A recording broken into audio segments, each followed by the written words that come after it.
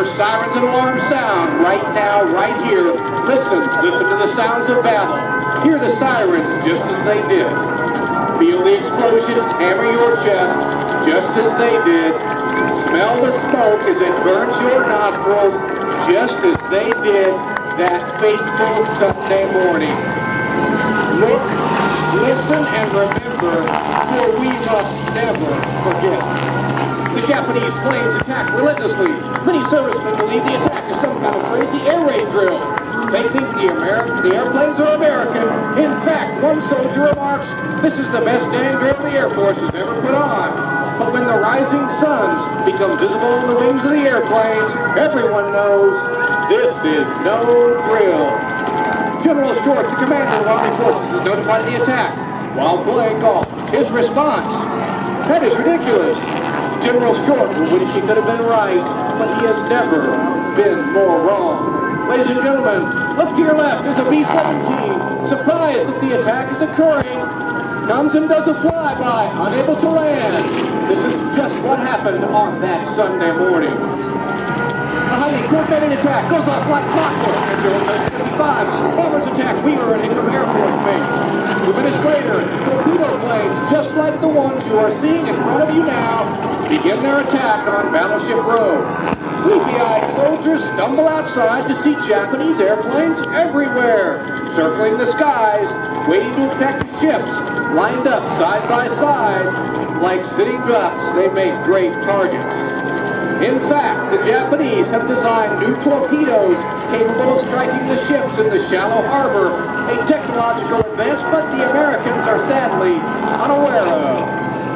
The tractor ship Utah was the first to be hit. It lists and sinks. The light cruiser Raleigh takes 2 torpedoes. The battleship Oklahoma and West Virginia are next. The Oklahoma lists, then capsizes, rolling on to the battleship USS Maryland. When the Oklahoma sinks, her belly thrusting out of the burning waters of Pearl Harbor, hundreds of men are trapped. Only 32 of these men would be rescued, and not until a full 40 hours after the attack. The battleship California takes 2 torpedoes and sinks. At the same time, the USS Arizona, which has already taken a torpedo, has a bomb strike next to its number 2 turret. The 1,700-pound projectile penetrates deep into the belly of the ship, first through 1 deck, then 2 decks. It lodges next to the number 2 magazine, and seconds later, the Arizona erupts like a volcano rising out of the harbor, flames shooting over 500 feet in the air. Almost 1,200 men perish in that moment, sent to a watery grave. These brave young men still rest in the hold of that great ship at the Arizona Memorial. A testament to their courage and their dedication.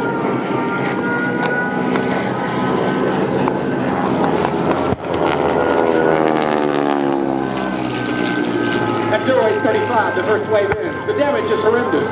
In Washington at 08:50 Hawaii time, early afternoon of the States, an hour after the attack began, Secretary of State Cordell Hull, well aware of what is transpiring in Hawaii, erupts and given a letter from the Japanese breaking off peace talks.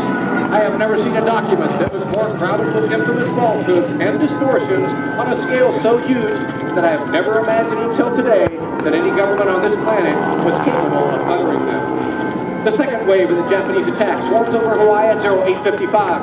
132 additional aircraft spread out to hit ships, airfields, and barracks throughout Oahu. But with the second wave, the element of surprise is gone, and the Americans fight back, making the Japanese pay, inflicting some damage of their own. A bomb hits the destroyer Downs while she sits in dry dock. Another strikes the commander of naval forces, Admiral Husband King's flagship, the battleship Pennsylvania, which is in dry dock, detonating guns and ammunition. By this time, the flames on the West Virginia reach as high as the foresail, over 500 feet in the air. Yes, the attack is devastating, but the day also has numerous stories of heroism. The Nevada on the south end of Fort Island opens fire at 08:02, and although her captain and senior officers are not on board, Lieutenant Commander J.F. Thomas ignores his rules and gets the ship underway, even with a huge hole in her port bow. He is able to beach the ship at Hospital Point as to not block the channel and allow other ships in and out. Also on the Nevada, 21-year-old Joseph Tossett Jr., officer of the deck, mans an anti-aircraft battery and continues to direct fire at the enemy aircraft even after a bullet passes through his thigh. He refuses to leave his comrades. He refuses to leave the battle. There are also stories of irony and humor. The commander of Naval Forces on Hawaii, Admiral Husband Kimmel, is standing in front of the window observing destruction when a bullet breaks through a window and grazes his chest. He is unhurt, but the Admiral states he would have been more merciful if he might have been killed. President Roosevelt addresses a shocked nation. By naval and air forces of the Empire of Japan. The attack yesterday on the Hawaiian Islands has caused severe damage to American naval and military forces. I regret to tell you that very many American lives have been lost.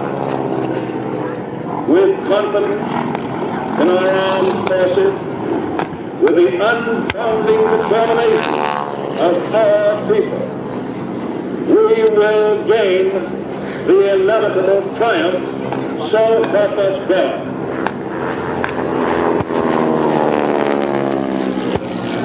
At 10 o'clock, the last of the strike force makes its way back to the waiting carriers, and the Japanese ships begin the long journey back to Japan. The attack lasted only 120 minutes, but American bases lay in ruins, smoke billowing up from the devastation. 8 battleships, 3 cruisers, 3 destroyers, and 4 auxiliary ships. 18 ships in all lay foundering in the oil-covered waters of Pearl Harbor. More than 350 aircraft stand broken or completely destroyed. In reality, America's Pacific Fleet has simply ceased to exist. But most horrific, 3,500 Americans lay dead or wounded in what remains of Pearl Harbor and Hickam Air Force Base.